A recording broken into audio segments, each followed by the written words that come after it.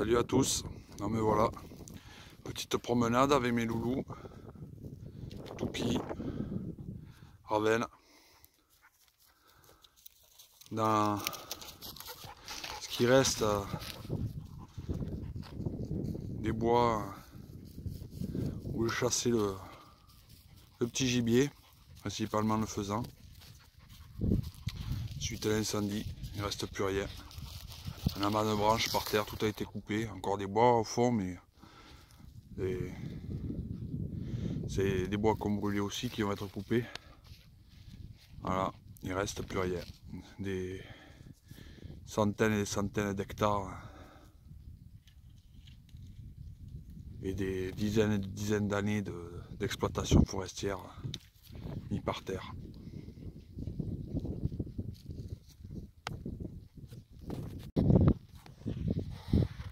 Donc voici là où toutes mes vidéos, toutes mes journées de chasse commençaient.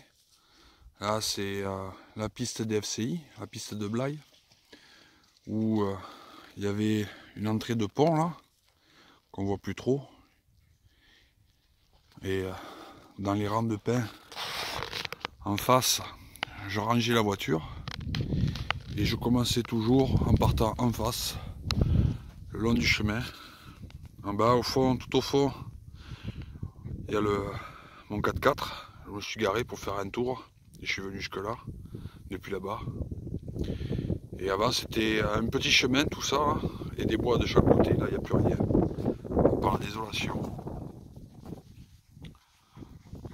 Alors, il reste tout au fond, là-bas. Il y a 44 hectares qui avaient été semés il y a 2 ans, si je dis pas de bêtises.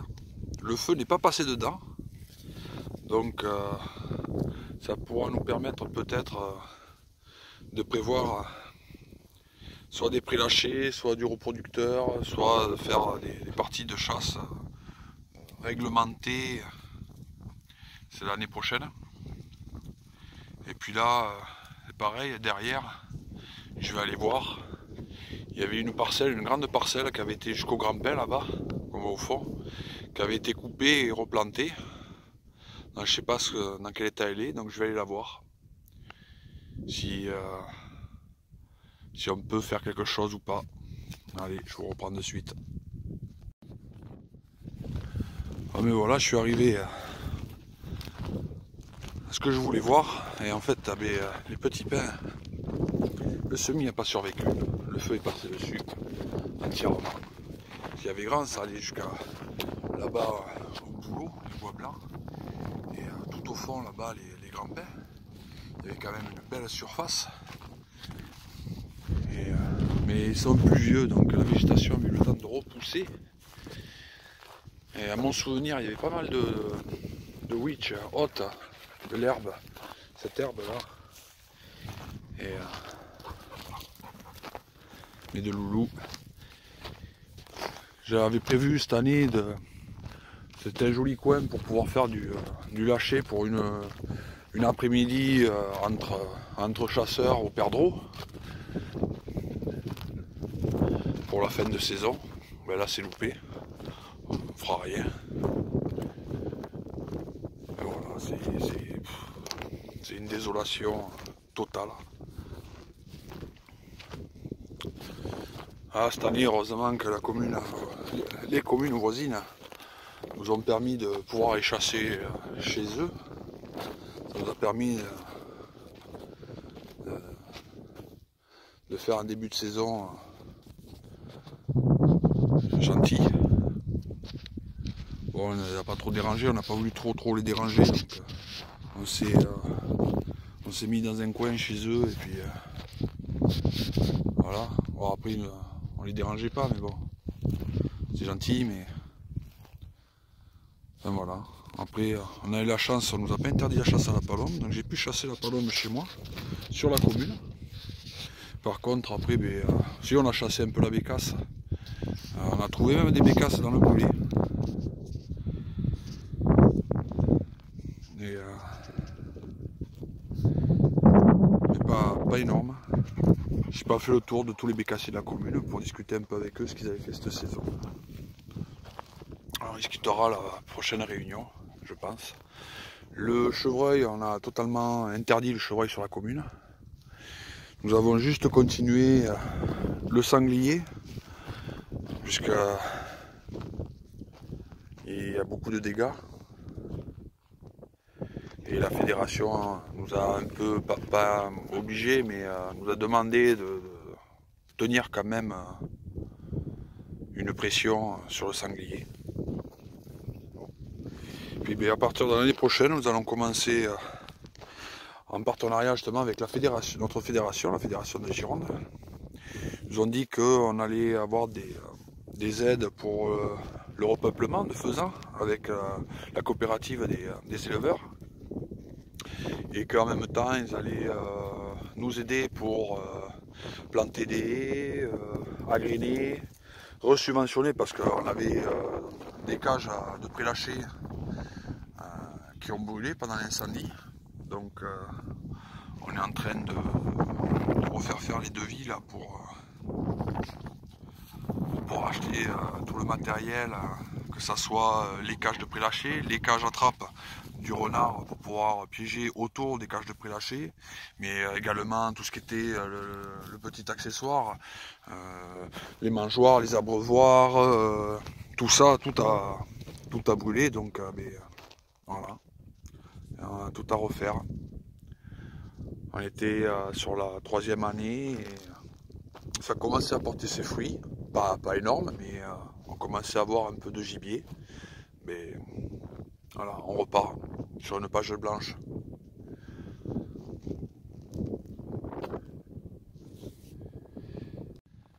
Alors, phénomène étrange, voilà, là, donc j'ai bougé un peu, mais je suis toujours dans la parcelle qui est entièrement brûlée. Voilà. Et mais 2 petites zones. Alors là, il y a un rang, on voit les pins.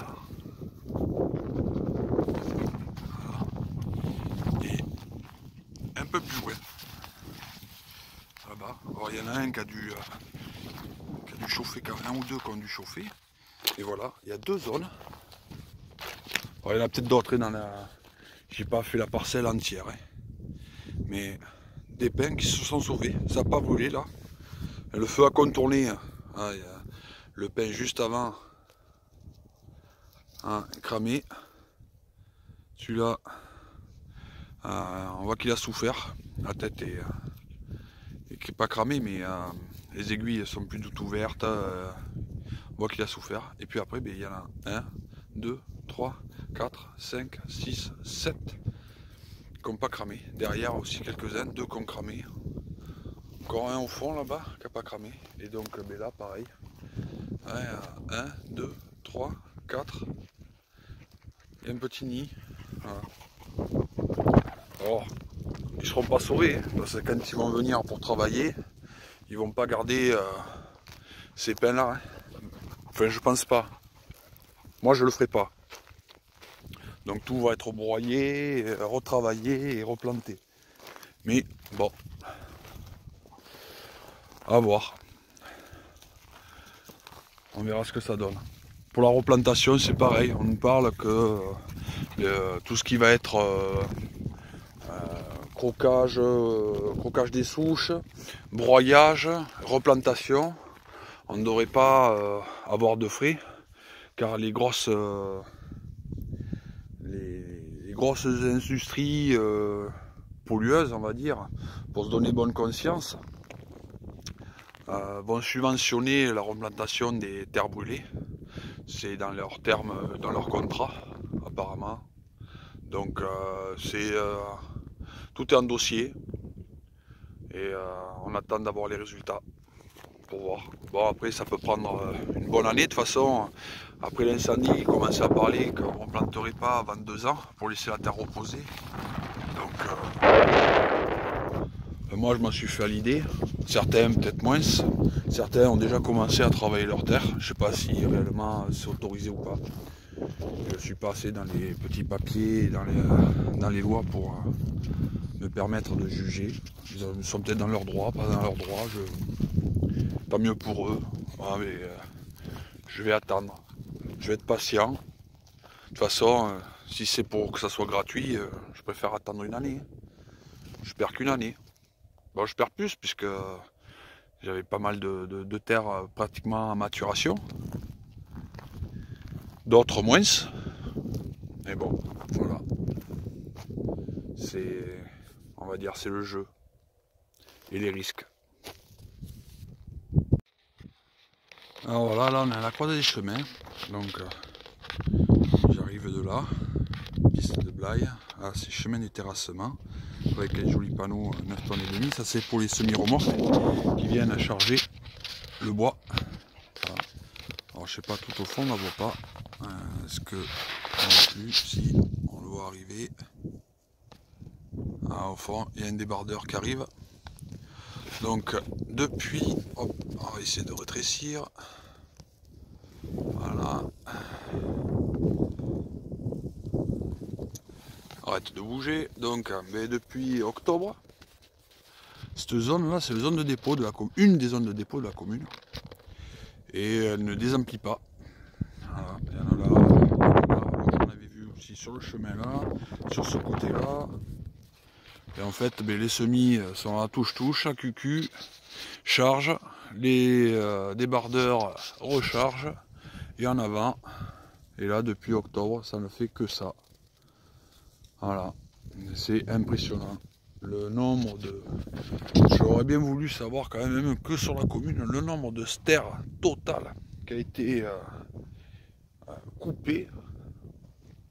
Toutes sortes de bois, que ce soit petit sillage, comme là c'est du bois de papeterie, hein. Ça va partir à la papeterie de facture de Biganos.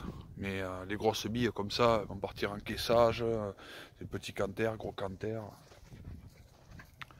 Voilà. C'est quelque chose d'impressionnant. Bon. Toujours les loulous en promenade. J'ai pas mené Farah, la vieille. Bientôt 13 ans. Car en plus d'être totalement sourde, la pauvre est devenue aveugle. Enfin, aveugle, pas complètement, une grosse cataracte. Et donc elle distingue vaguement les formes. Heureusement qu'elle a gardé son nez extrême. Donc elle sait quand je suis là ou quand je suis pas là. Mais voilà, là je voulais pas la promener dans cette dévastation pour qu'elle se fasse mal toutes les 2 minutes. Et voilà. Encore quelques pins qui ont pris. Hein. Alors, je sais pas si on le voit bien, mais tout le bas est noir et le haut est plus clair. Mais bon, ils ont énormément souffert. Ça va pas tarder à être coupé, je pense. Après, toujours pareil, c'est le problème, c'est d'arriver à trouver les propriétaires.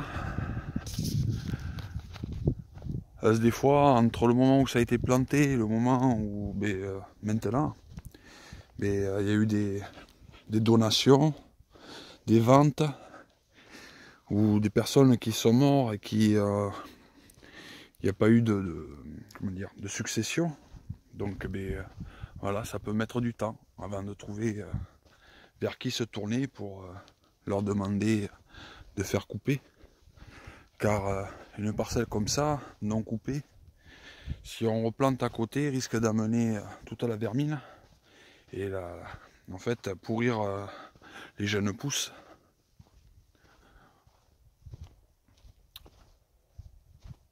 Et voilà, bon, allez, je vous amène à un endroit qui a été sauvé après.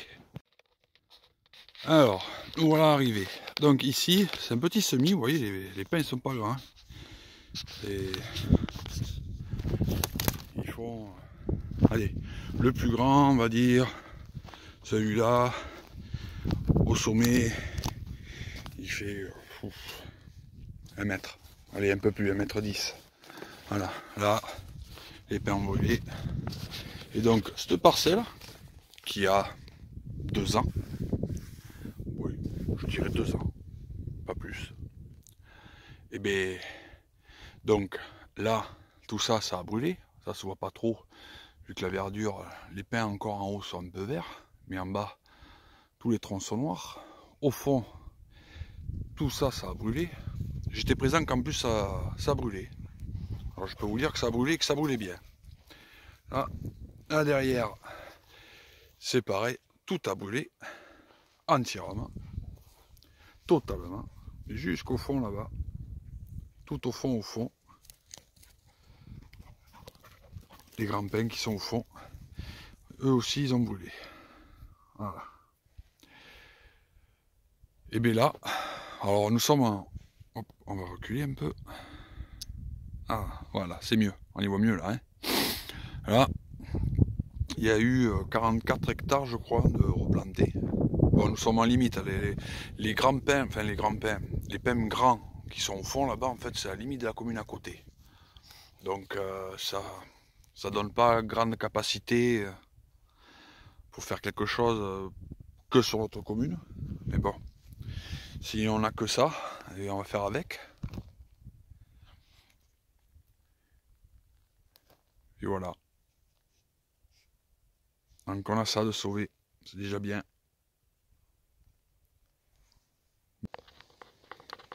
Alors là, nous sommes à la lagune, chemin de Bordeaux,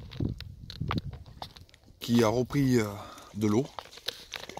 Mais cet été, en fait, là, ici, là, on partait de là, allez, à la nage. Allez, je vais en prendre plein la gueule, voilà, ça c'est merci les chiens. Merci la meute. Et donc, je reprends, là, tout ça, on descendait là, tac, tac, tac, on traversait, on était à pied.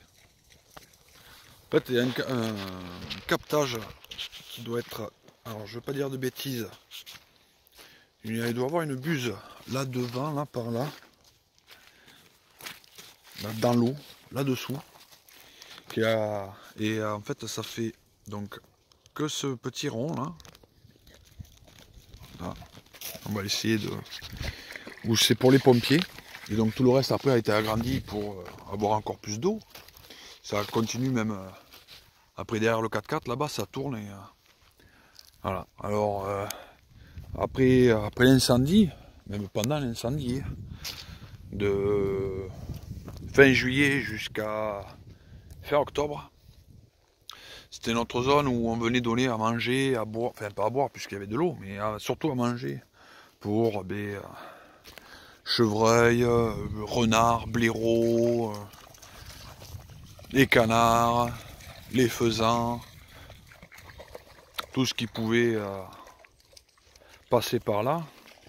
Alors principalement, c'était normalement pour chevreuil, on y mettait du melon, de la pastèque, des pommes, tout ce qu'on pouvait, du grain pour les oiseaux, les canards, les faisans. Alors après nous avons eu, on avait mis 2 caméras et nous avons eu la visite, donc on a vu le blaireau, le renard, le héron, des pigeons. Qu'est-ce qu'on a eu énormément d'animaux qui sont venus se nourrir. Bon, il n'y avait pas que là, il y avait d'autres zones. Mais là, c'était, on va dire, notre zone principale. Là, je sais pas si on voit là-bas, ça va jusqu'à là-bas, la zone d'eau. Et donc avant l'incendie, c'était aussi également une zone où on avait une cage de prélâchés.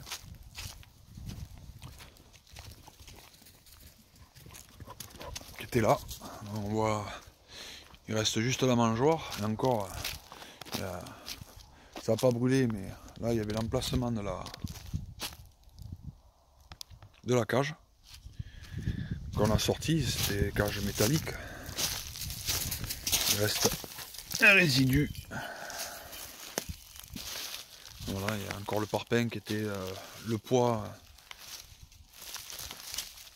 de la trappe pour donner à manger aux faisans. Et voilà. Donc là il est prévu l'année prochaine, pour la saison prochaine, on va refaire la cage là. Dans ce secteur, il y en aurait 2.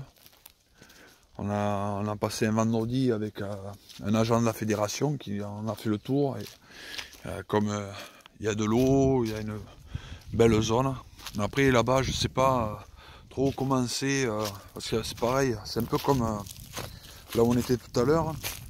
Il y a des petits semis qui ont été faits.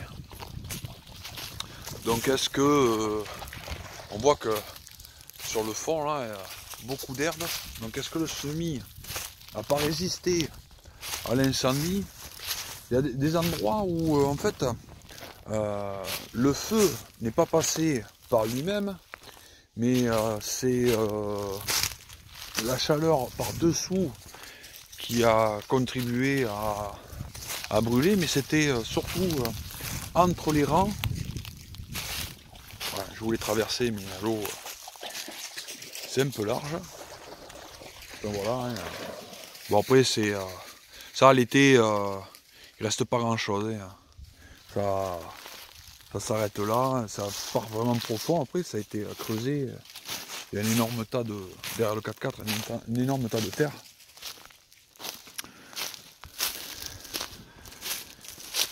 Enfin, ça nous a bien aidé. On a eu la visite de l'hélicoptère avec la bourriche d'eau qui est venue plusieurs fois capter de l'eau. On ne comprenait pas pourquoi le niveau d'eau baissait si vite, parce qu'on ne voyait pas l'hélicoptère, on n'entendait pas, on ne voyait pas.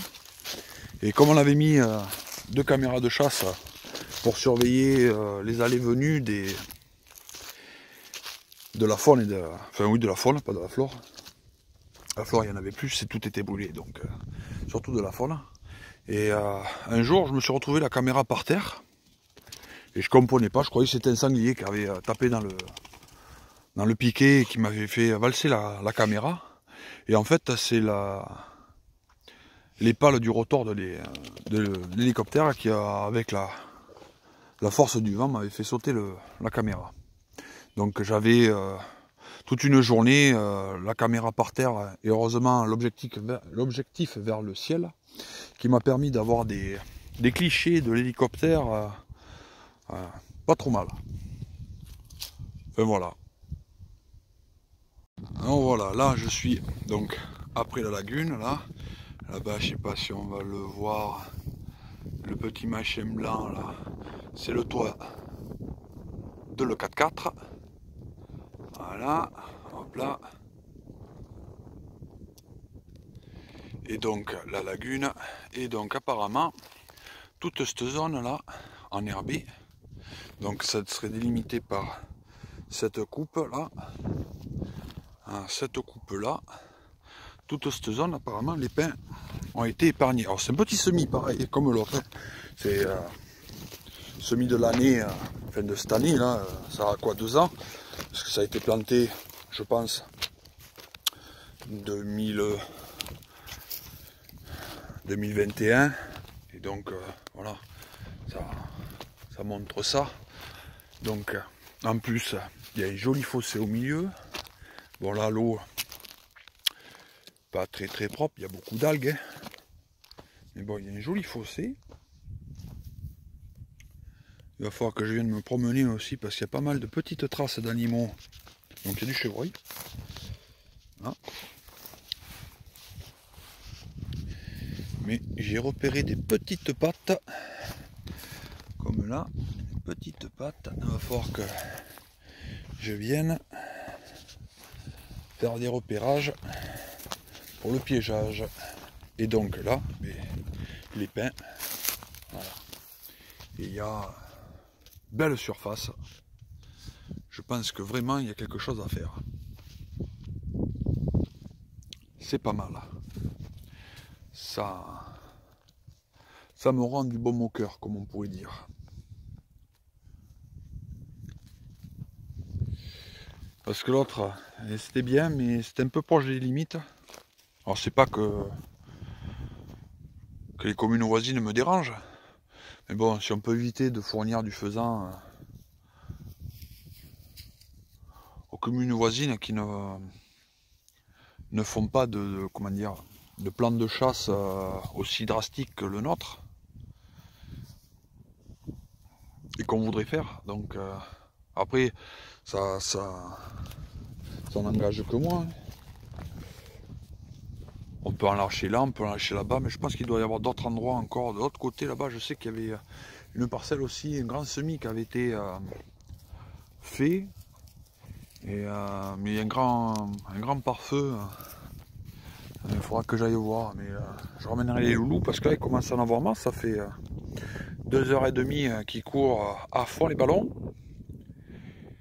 Et ça faisait un petit moment que je les avais pas trop sortis sur des grandes distances comme ça. Donc on va les ramener. Et puis il commence à se faire tard. Je verrai peut-être demain faire une deuxième sortie avec les loulous. Et aller plus loin dans ma prospection des zones susceptibles de m'amener du bonheur dans la chasse, on va dire. Voilà. Bon. Et bien, sur ces belles images, tac à tac.